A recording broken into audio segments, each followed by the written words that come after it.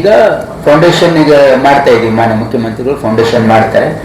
ನಾವು ಅಪ್ಲೈನು ಮಾಡಿದ್ವಿ, ಬಟ್ ಈ ವರ್ಷ ಇನ್ನೂ ಅಷ್ಟು ಅಪ್ರೋಪ್ರಿಯೇಟ್ ಆಗಿಲ್ಲ ಅಲ್ಲಿ.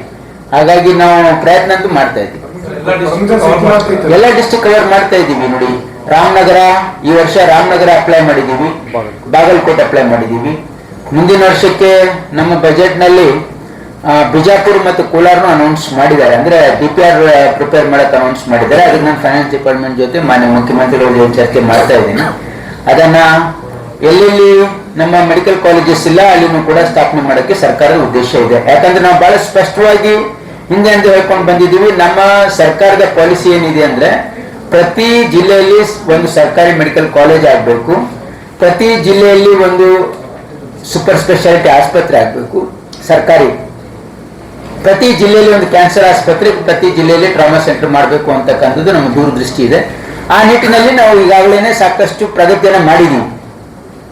ಈ ನಿಟ್ಟಿನಲ್ಲಿ ಸಾಕಷ್ಟು ಪ್ರಗತಿ ಮಾಡಿದ್ದೀವಿ. ಮುಂದೆ 2 ವರ್ಷದಲ್ಲಿ ನಾವು ಖಂಡಿತವಾಗಿಯೂ ಕೂಡ ಇದನ್ನು ನಮ್ಮ ಗೋಲ್ ಅನ್ನು ಅಚೀವ್ ಮಾಡ್ತಕ್ಕಂಥ ಪ್ರಾಮಾಣಿಕ ಪ್ರಯತ್ನ ಮಾಡ್ತೀವಿ. ರಾಯಚೂರು ಏಮ್ಸ್ ನಾವು ಈಗಾಗಲೇ ಕೇಂದ್ರ ಸರ್ಕಾರಕ್ಕೆ 3-4 ಬಾರಿ ನಾವು ಹೋಗಿ ಮಾನ್ಯ ಮುಖ್ಯಮಂತ್ರಿಗಳು, ಹಿಂದಿನ ಮುಖ್ಯಮಂತ್ರಿಗಳು ಕೂಡ ಕೊಟ್ಟಿದ್ದಾರೆ ಅವರು ಒಂದು ಪ್ರಪೋಸಲ್. ನಾವು ಕೂಡ ಹೆಲ್ತ್ ಮಿನಿಸ್ಟರ್ಗೆ 2-3 ಸಾರಿ ಭೇಟಿಯಾಗಿ ಕೊಟ್ಟಿದ್ದೀವಿ.